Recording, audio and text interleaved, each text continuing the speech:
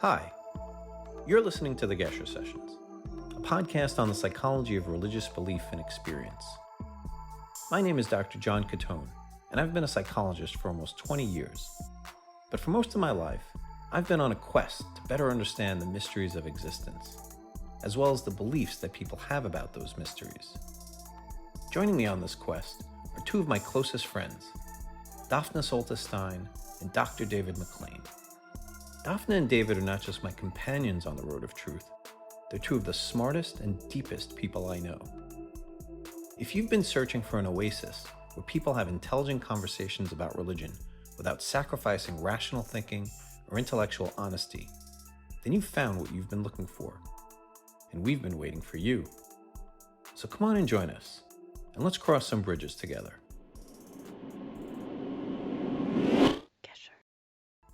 Welcome, everyone, and thank you for joining us on the Gesher Sessions podcast. Joining me once again are my co-hosts, Dafna Stein and Dr. David McLean. Dafna, David, how are you doing today? Very good, John.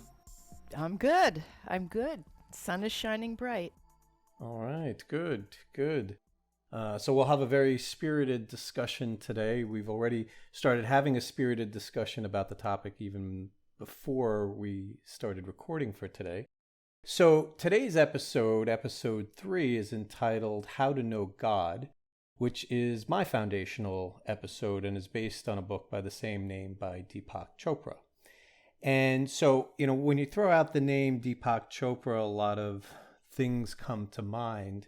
Deepak Chopra was raised Hindu, but has probably come to embody the New Age movement as much as anybody else. And for that reason, a lot of people, particularly in traditional religious circles, see him with a bit of skepticism. And certainly, and David had pointed out, the diamond-studded eyeglasses and bling that he often goes around with doesn't do much to endear him, I guess, to people of more traditional religious traditions. So you might be wondering, well, why do I have sort of this attraction or affinity to this book that he wrote, How to Know God? And I guess before I speak about the book itself, as a psychologist, I think about things in terms of development a lot, developmental theory. And so some of the giants or pioneers in developmental psychology, we're talking about people like Piaget and Erik Erikson and Lawrence Kohlberg, who I did my dissertation on. Kohlberg focused more on moral development, whereas Piaget focused on just general cognitive development. Erikson focused on, I guess, what could be called the ego development or personality development. And then, later on you have people like Otto Kohlberg and object relations theorists, Kohlberg and Melanie Klein, talking about development from those perspectives. And what you see is that the human mind, beginning in infancy and progressing through childhood, adolescence, and adulthood, goes through different stages of understanding the world. That to the infant, the world starts out as this place that is sort of amorphous and undefined, and the infant can not differentiate itself from the rest of the world. If something is happening to the self, it's happening to the world, and vice versa. And then later on, the infant comes up with this first way of organizing the world in a very black and white way in terms of good or bad, all or none, that sort of a thing. And while we may look at that as primitive, that is a significant advancement in cognitive development, psychological development. If the infant or the person stays there at that level, then they may be stuck in this sort of all or none worldview that later takes on. But we hope that the infant or the child progresses beyond that to something that's a bit more nuanced and sophisticated, more abstract, nuanced understanding of the self and other as having multiple parts as part of the whole. And so it's from that background that I introduced Deepak Chopra's book, How to Know God, because my religious and spiritual perspectives evolved over time. As I spoke about in episode 0, in our introductory episode, I was raised Catholic. Gradually, after seeing different contradictions within Catholicism, I didn't so much reject Catholicism as I broadened my scope to include many other belief systems and understandings: Hinduism, Taoism, Buddhism, and so on and so forth.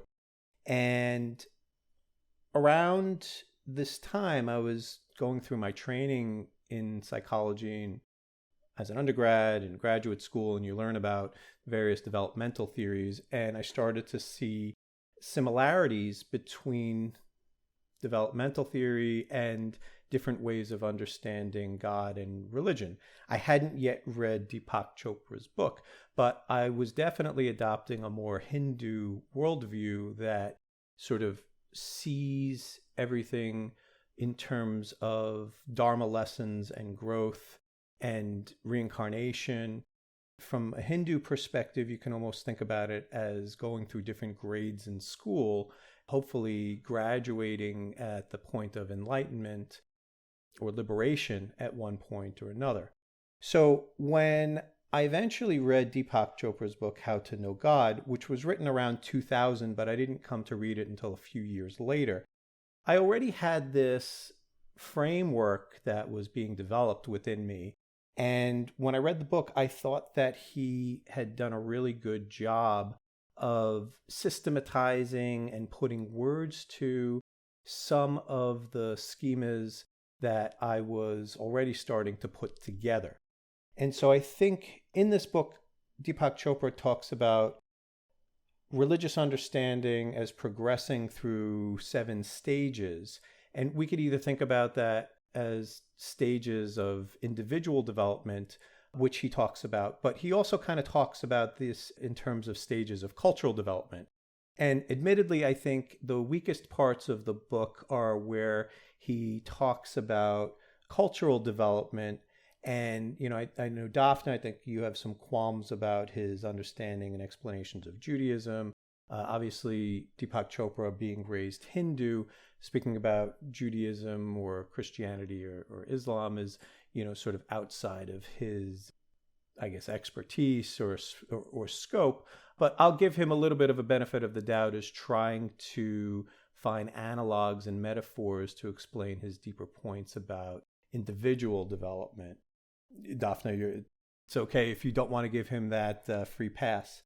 So what I'll say is that in the same way that you can't understand calculus until you understand algebra, and you can't understand algebra until you understand multiplication and division, and you can't understand multiplication and division until you understand addition and subtraction, according to this theory that Chopra expounds upon in How to Know God, you can't really understand God at the deepest levels, I guess what he would call level 7, until you really understand God at the preceding levels. There's a cumulative effect of what is learned at each stage, in the same way that Piaget or Kohlberg might talk about this in more psychology-based developmental terms.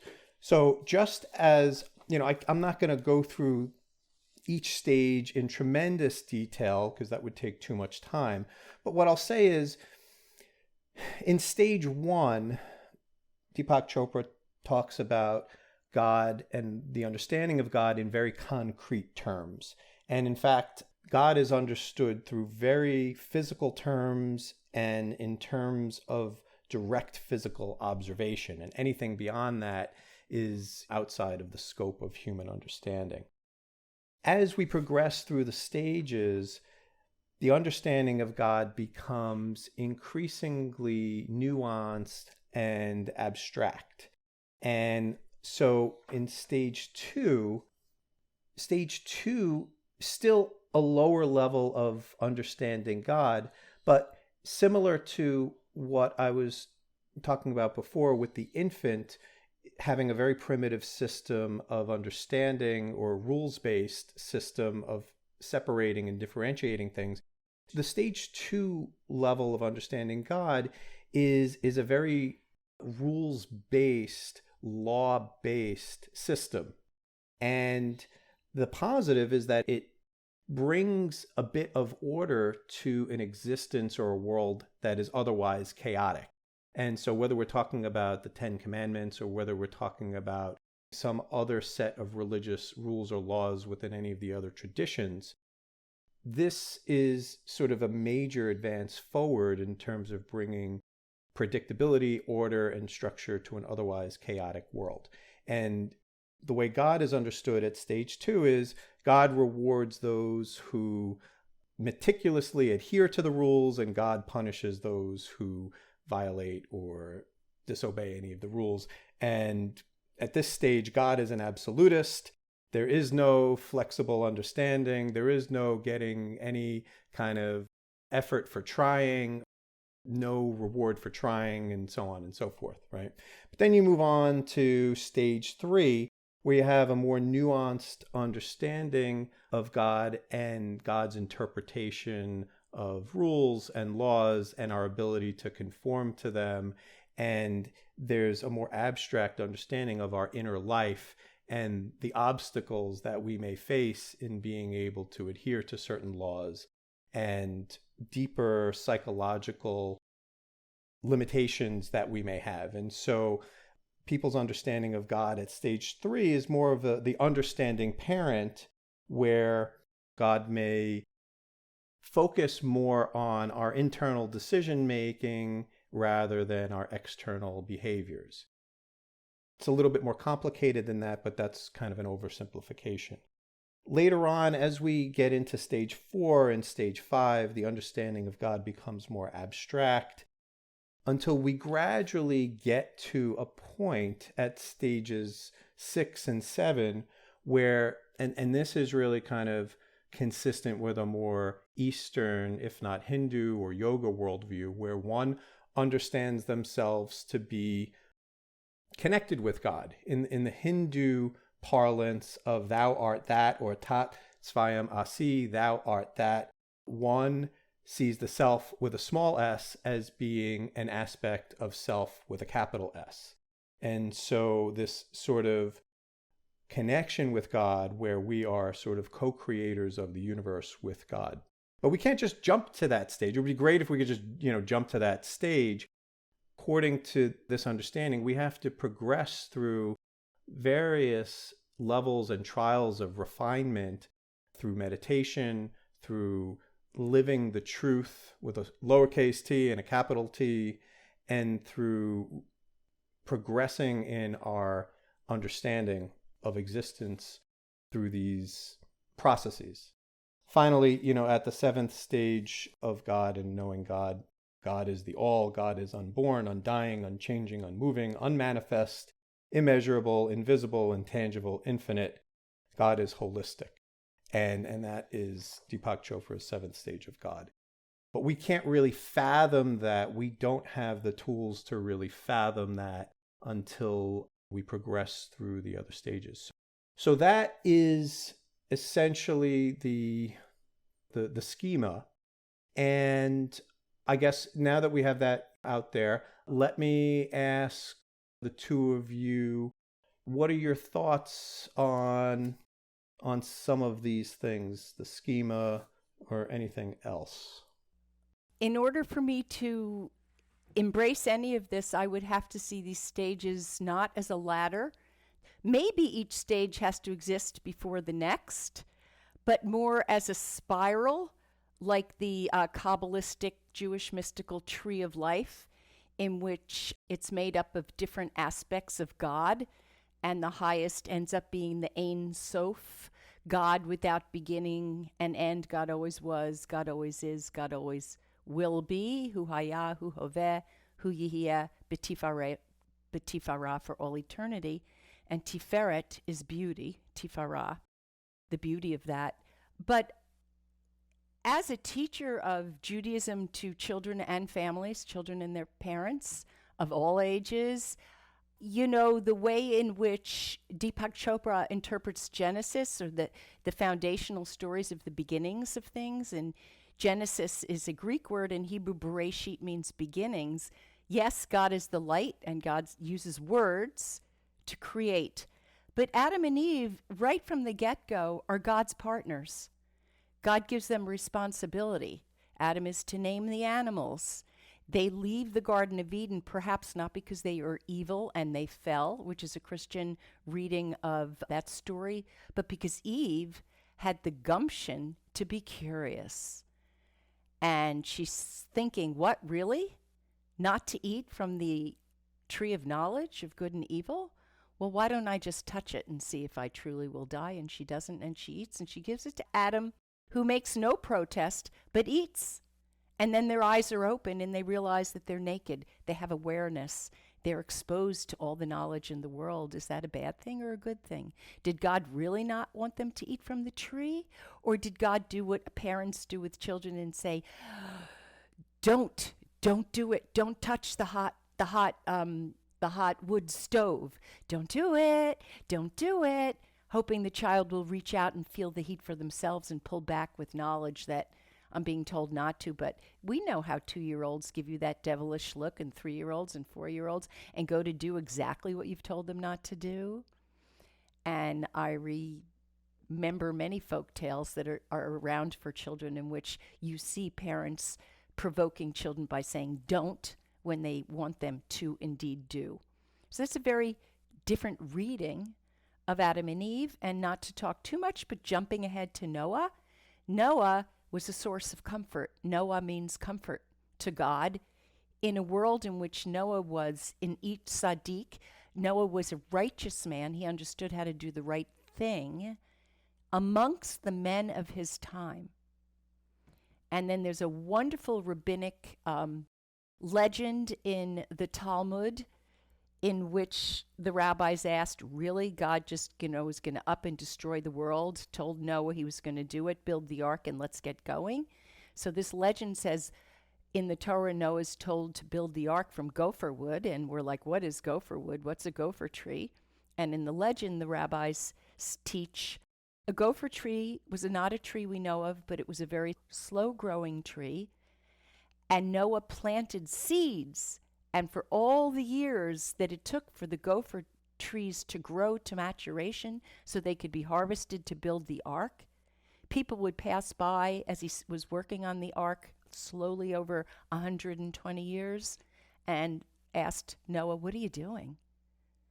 And he replies, God is coming to destroy the world because everybody is so evil. And they had a choice. Are you going to hear what Noah is saying and change your behavior? But according to this legend, they mocked him, they laughed at him, they denigrated Noah. And so after 120 years, when the ark was ready, the rains came and the waters rose up from the depths of the earth, and we all know the story of Noah's ark. So I see this as addressing humans as co-creators, humans as responsible right from the very beginning. Can children understand the stories in that way? Before the age of 7 and the age of abstract thinking? Yeah. So that does suggest that one could read this either as a spiral or as a ladder. Mm-hmm. James Fowler, I don't know if Deepak Chopra references Fowler's Stages of Faith, but this is a rather famous explanation of jumping off of Kohlberg, John, who I know you're very familiar with. The Stages of Faith is the intuitive projective stage. Starts out toddler preschool age, where spirituality is defined by the parent's behavior. Then on stage 2, mythical, literal, and as you go on through these stages, you become much more abstract in your capacity. So your ability to psychologically deal with the increasing level of abstraction and universalization becomes more available to you. I mean, much more, you're more capable of it. And I think that a lot of people don't make it all the way to, in Deepak Chopra's case, stage 7, in Fowler's case, stage 6. Now, we could talk about those people that have made it to stage 6 in Fowler. I think there are a lot of people who've made it to that stage. Mm. Lots of people we know have made it to a very high stage of abstraction, interreligious tolerance, interfaith ideas, understanding, borrowings from one another.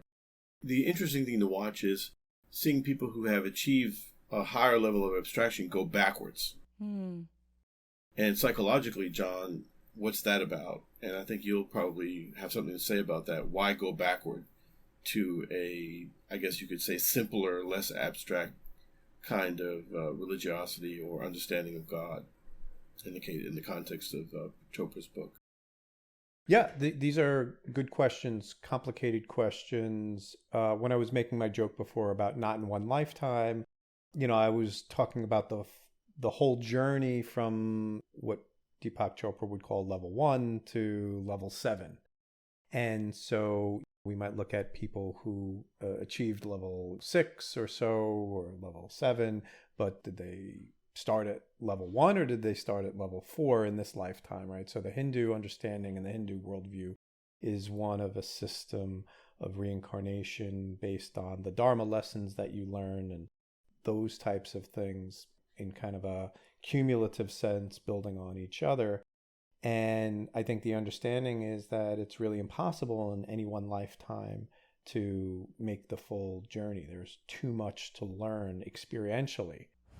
So in terms of regression in the process, in psychological terms, the way a psychologist would understand regressing to a lower stage of development, we see this very often during times of stress, during times of existential fear and anxiety.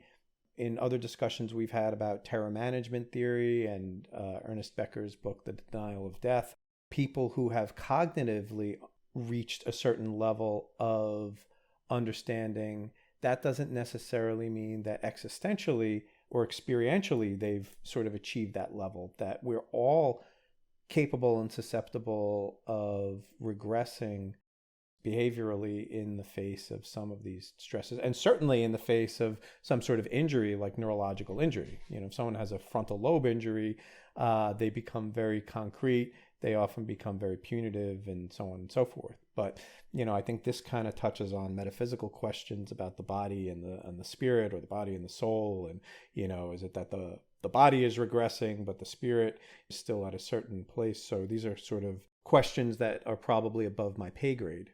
Well, even from the point of view of the here and now, so to speak, one example that pops to mind for me is Dr. King and Malcolm X. Both had these journeys up the ladder, or up the spiral, if you will.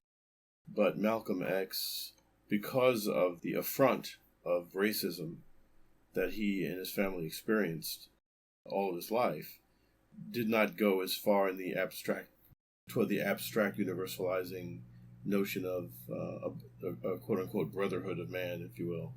Dr. King, I guess in some sense, integrated or built in circuit breakers so that the shock of the injustices he was facing would not pull him backwards and force him to regress. Malcolm X did not have those circuit breakers built in, so he became very, very, and understandably, I have a deep respect for Malcolm X in that regard, understandably unable to, for most of his life, extend that kind of olive branch and make that personal sacrifice to say, I am, because of Dr. King's love ethic based on agapic love, I'm not able to make that journey.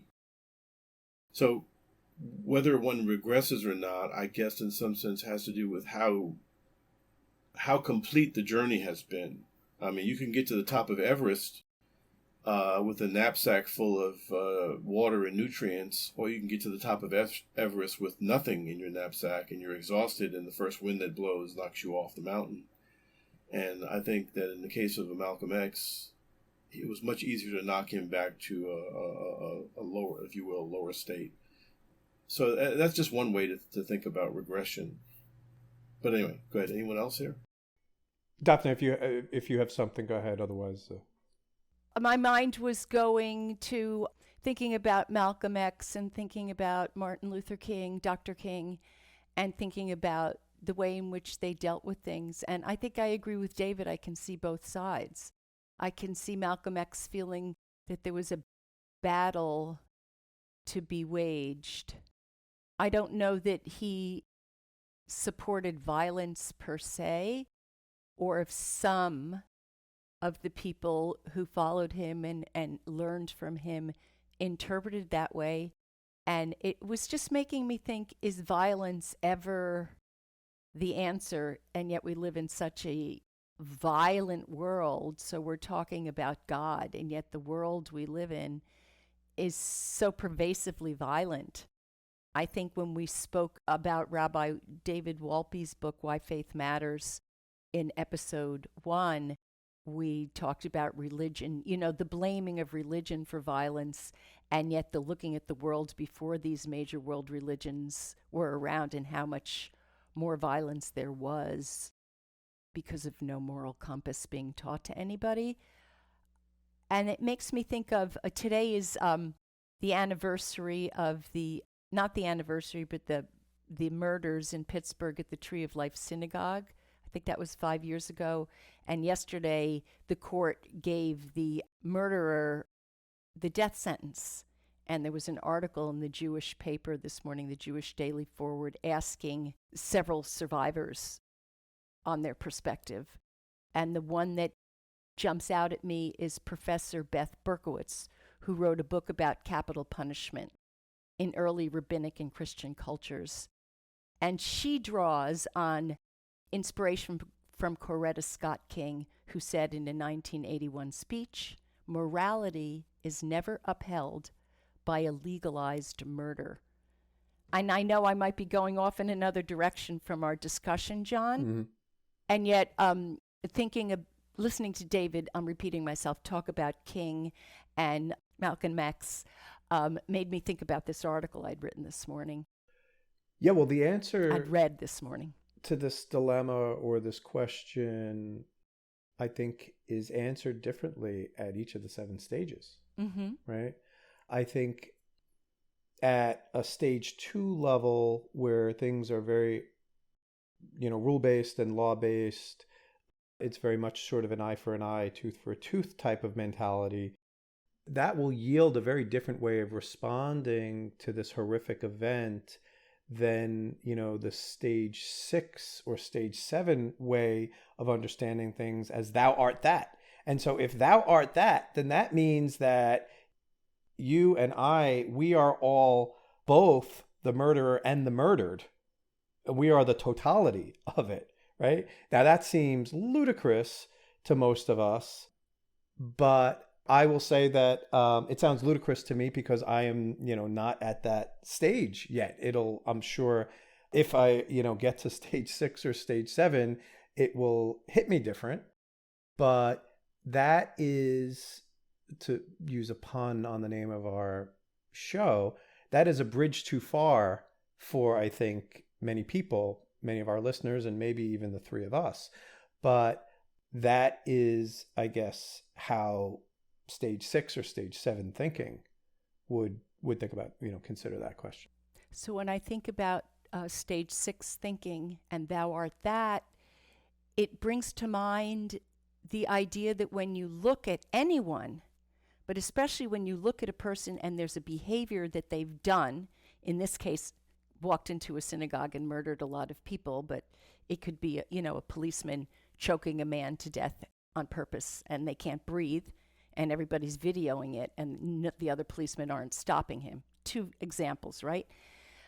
We look at that person, the perpetrator, and we say that is an aspect of them that is unacceptable. And yet, as a psychologist, John, I imagine you'd say, but there's more to this person than that aspect. And that murderous aspect, truth be told, is in all of us. Whether we act on it is a whole nother story, of course, of impulse control and many other things that the language for better than I as a psychologist. but that everybody's like a mosaic of many different behaviors and experiences that have brought them to the place where they do what they do. And if we can isolate the murderous aspect and say, but who is this person? How did they get to that place? So where does forgiveness lie? Or if not forgiveness, at least the willingness not to have legalized murder as some kind of moral judgment and punishment, as you said, eye for an eye, tooth for a tooth kind of mentality, which is such a much lower stage. And I would like to believe that for me, I could get myself to that place of stage 6 if it affected me personally. I don't know that I could, but I'd like to believe that I would have the ability spiritually to do it. Yeah. So beautiful, beautiful points. I think I might need a few more lifetimes. Well, I don't know, John. I think that it depends on what lens you're looking through. Now, I'll tell you just quickly what I do with my students when I do a segment on crime and punishment in my ethics class. I show the Dukakis debate against George H.W. Bush, a segment from that debate. This is where Dukakis, many people think, lost the election. But a question was posed to him right out of the box during that debate.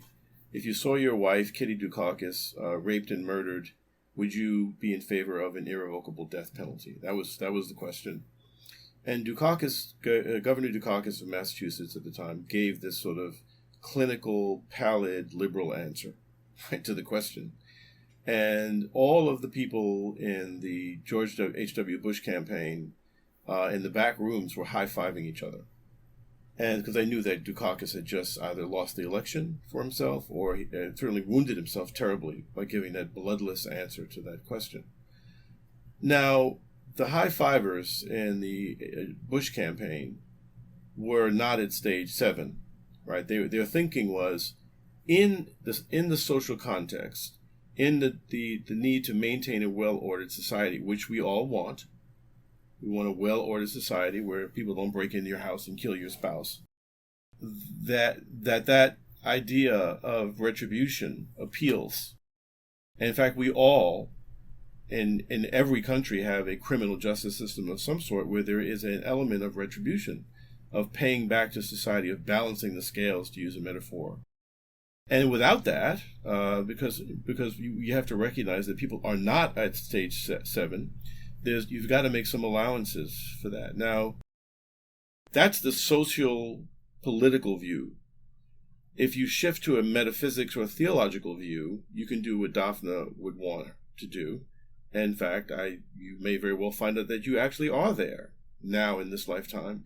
But part of you will still believe that retribution is necessary. The question is how much. Now, we can get hung up on the how much part. Should it be a death penalty, or should it be a life imprisonment or 25 years, right? But there's going to be retribution of some sort. Society requires that retribution. So I wouldn't write off either the three of us or anyone else to suggest that we're not capable of reaching that until we have 5 or 6 more lifetimes to go through. I think we're all capable of doing it now if we are seeing things through a metaphysical or theological lens. I agree. Let me reframe this a little bit, and I think we can. John, let me one more thing, yeah. John. I know we're not supposed to do this, but I did give you, since you sent this around, John, and since Dafna brought up Wolpe, I circulated an excerpt from the Wolpe New York Times piece, which I read Tuesday night to my group, dealing with a book that we're reading now. This is from the New York Times piece that Wolpe wrote. We must always be reminded that each person is a world, and that the caricatures we see of others on social media and in the news are just that, a small slice of the vastness within each human being. Now, anybody committed to that, if you're really committed to that, you've got to pull back from ultimate retribution kind of thinking, right? You have to, or you're a hypocrite. Or, to put it in Greek terms from Aristotle, you suffer from a weakness of the will. But either Wolpe's right or the conservative hard retributivist is right, but it can't be both. So let me give you, and this kind of picks up on what Wolpe said in the New York Times piece. Let me give you sort of a schema now of these 7 stages, Chopra's 7 stages, that I'll just call it sort of the quantum schema, because it sort of parallels in some way quantum physics. So if we try to think of each one of us as already embodying all 7 of those stages, that we have all 7 of those stages within us, right? But from a quantum perspective, a particle can exist in an infinite number of locations, but its probability of being in certain locations is greater than others. And so depending on our personal development, that our center of gravity may be more at level 2 Yes. or level 3 or level 4, Yes. but we still have some degree of probability or some degree of attainment of all 7 of those Yeah, levels. I think that's a good way to put it. Right? Yeah. I Mhm. like The it. potential is there. Yes. And so the goal then, spiritually would be to continue to identify more frequently with the level 4, level 5, level 6. Now, if we talk about this from a cultural level, all right, and I talk about different cultures, and I'll say within every culture, there are people who are more stage 1 based, as well as stage 2, stage 3, all the way up to stage 7. Every culture has people across the spectrum. But certain cultures may have their center of gravity locked in at a particular stage. If we talk about governance and politics, and you were talking about Dukakis before, so, in 1988, in the 1988 election, right, if we think about the center of gravity of America at that time as being stage 2 based, and you have a politician who wants to govern the country at stage 4 or stage 5, well, that person's going to get soundly rejected, Exactly. if the center of gravity of that culture and that country is at stage 2, right? What about now? Might I Yeah. Well, have a parent in the White House, but Congress and Senate and the rest of the country is filled with stage 2 and maybe stage, So I don't know. So six. if you want to go there, you can go there. Well, your point is well taken, John. I mean, this is why you can't force democracy on a country that's not ready for it. You can't, because they're just not ready for the idea that everybody counts in terms of policy questions. They believe deeply that an elite should make those decisions, and so you have to cultivate a kind of soul in those countries. It's a question of soul making. But to your point, John, and by the way, that concept soul making is one I use a lot. I used it in my corruption book. I use it again and again. I'm a big believer in soul making, and the difficulty of that. It comes from John Keats' letter to his sister, where I guess he was counseling his sister. I forgot the context of the letter, and he says to her, "Do not call the world the vale of tears. Call it rather the vale of soul making." Now, I think that to get to stage 7 in the Chopra book sense, or in the Fowler sense, even, or even in the Kohlberg sense, it requires a sustained process of habituation and character formation. You've got to hear certain ideas over and over and over again, and practice and fail and practice and fail. And you know what? There's only one place I know where that goes on, and that's religious institutions. You're not going to find that. You're not going to find that in academia. You're not going to find it in day camp. You're not going to find it around the kitchen table.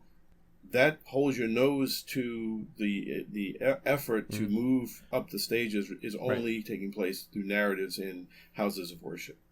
Right, I agree. There's a process of working on oneself, and within the community, there's sort of a shared understanding that I too am flawed and working towards, betterment. So have patience with me, have understanding for me.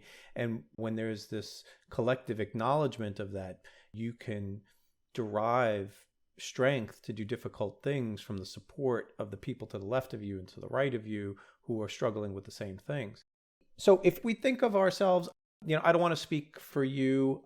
I would like to think of myself as, somewhere in the middle stages, stage 3, stage 4, stage 5. But if we think of ourselves, the three of us at, one of these middle stages, but the purpose of our podcast is not just to reach the people at these stages, but to reach the people at the higher stages probably, don't have much interest in the podcast, but people at other stages, stage 1, stage 2, how do we build a bridge to them if the purpose of this podcast is really to build a bridge? Well, I think the bridges get built in the comments on YouTube or in other places. We can't force the bridge to be built. We can only provide the tools for the bridge. I think the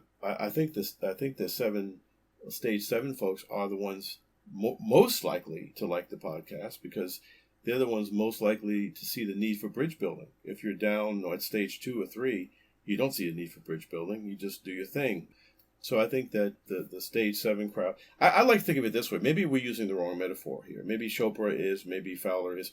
Maybe one way to look at this is, if I were to ask you to build a house, and I've said you're going to need a bedroom, you're going to need a kitchen, you're going to need a living room, maybe a playroom, but I want to ask you to build a room for prayer and meditation only. If you accede to that request and spend the money to put that room onto the house, at least you've done that. How often will you enter the room? I don't know. Most of the time you'll probably spend in the kitchen, in the bedroom. But it's there. The TV room. Or the TV room. But it's there. It's there. And and the room is calling to you, right? You're going to walk past that bedroom door or that room door, and you're going, I never go in there. I never go in. And maybe one day you'll go in there. Now, that's a very big step for someone. But think of the person who never builds that house with that room because they just find it's pointless. What's it for, right? And I think that maybe one way to think about these things is not to criticize ourselves for not spending a lot of time at level 7, or maybe even saying we're not even capable of it, but saying the very fact that we're discussing this means that we've already built that room. We all may go into it and use it differently at different times, but I think we are there. And to your example, John, of quantum mechanics analogy, it's a question of probability. What we want, though, we want to create a world where people access that room more often than not. And sometimes that accessing that room is not a literal space. Oh, definitely. But of course. Yeah. But that I want to suggest the idea of building that room, experiencing that room through action, through being of service, which all religions, major religions have a way of. It's not just about myself and me and my relationship to the ultimate source of life and intelligence and all of that, but my relationship to the rest of humanity. So what am I doing to make the world a better place through action? And it can be the simplest things, but having that understanding, which is really level stage 4, understanding, tolerance, forgiving, non-judgmental, inclusive, accepting, addresses a person's seeing beyond themselves. Mm-hmm. Yeah. And it might just mean helping the proverbial helping the old lady across the street, Mm-hmm. helping the blind man across the street, carrying a package for an elderly person, not putting stumbling blocks before the blind, literally or figuratively. All of those in Judaism, what we call mitzvot, or actions that we can have in our Right. daily lives, and awareness of the existence of these kinds of behaviors, and the practice of them is part of that room. Yeah. Yeah, and that practice, I think, Dafna, helps one to realize Chopra's levels, highest levels, and Fowler's.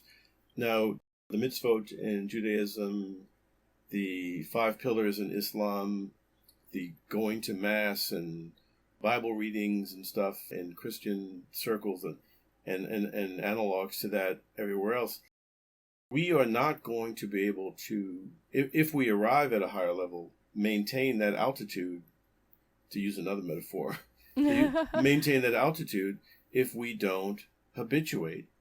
You know, Aristotle, which I have to read the Nicomachean Ethics again from cover to cover, because I have to teach it at Fordham, made a point of saying that a good character is a state to be attained. It is not something that comes easy. It is not something that you're born with. In order to reach that state, it requires constant practice. You have to practice courage. You have to practice beneficence. You have to practice. So when you're walking down the street and you're on the journey that Chopra is suggesting we should try to be on, and you're judging people that you see, and we all do it, I know I do it, and you're making judgments about people, and you're not at the same time reminding yourself, they are you. Mm-hmm. Thou art that right there. Well, thou art that. Yeah, Thou art that in the universal sense, but I'm talking about just on the mundane, quotidian level of human beings. They are you. They eat, they drink, they have sex, they have aspirations, they have fears. No matter what they look like, no matter what their background appears to be or their condition in life, they are you. And you could trade places with them tomorrow.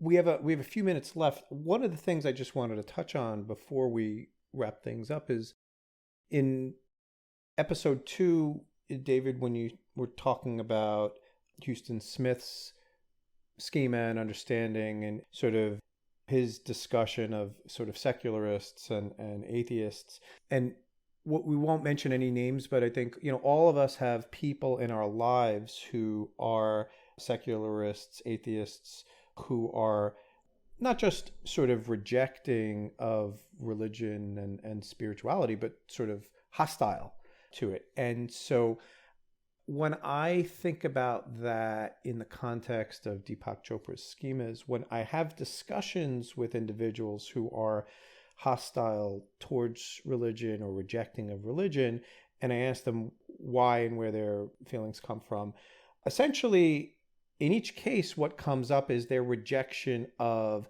stage 1 religion or stage 2 religion. Mm-hmm. They, in the best of my knowledge and understanding in these discussions, is they don't have an appreciation for stage 4 religion or stage 5 religion. And so when they're rejecting religion, it's usually one of these earlier stages, which I think even to some level, the three of us would also sort of, if not reject, at least have view in a very different light or context. But still, even despite that, I'm still going to extend my hand to the person of stage 1 or stage 2, because again, I see myself in that person. I see that person in myself. It's just a matter of probability. Mm-hmm. I might have a lower level of probability of being the stage 1 or stage 2 person, but it's still in me somewhere. Yeah. Well, listen, we all are on our way someplace. There's a line that keeps sticking in my head from a Thomas Merton video. We're all on a journey. And part of that journey for me has been to be a bit peevish and engage in my own binary thinking, where I would essentially not extend my hand. But I've now know better. I've learned that people are where they are. They're on their journey. I think I'm right. I think we're right in doing this podcast. I think that religion is important, and I'm not ready to cede ground on that point. But I understand why someone wouldn't think so. And I understand that they are often operating, and even at the highest levels of the academy. I mentioned Richard Rorty, who I found his understanding of religion to be almost, sophomoric. Very sophisticated and everything else. A philosopher's philosopher, but very unsophisticated. So, but what was Rorty rejecting? What was he responding to? Stage 2, stage 3 kind of religiosity, which Dafna calls, what do you call it again, Dafna? Pediatric Judaism. Pediatric religion. Pediatric religion. And we've all seen pediatric religion, and we all have people around us that are at that place. Now, this is not to condescend, it's to understand. And it's actually to extend love in that understanding to people who are just not ready or not able to make the leap. Our job, and it'll be work that's never finished, our job is to help them move along. That's our job. That's your mission if you choose to accept it. All right. Well, with that, we will wrap things up for now. But I want to thank you, David, and thank you, Dafna, and I especially want to thank all of you out there listening. There'll be many other bridges to cross, and we'll cross those bridges when we come to them. But the bridge we crossed today on how to know God is one that I'm glad I had all of you with me crossing that bridge. So thank you, all of you. Take care and be well. Bye. Bye.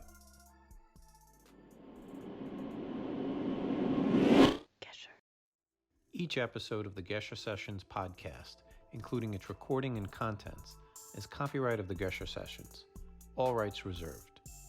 Today's episode was produced and edited by Lisa Catone.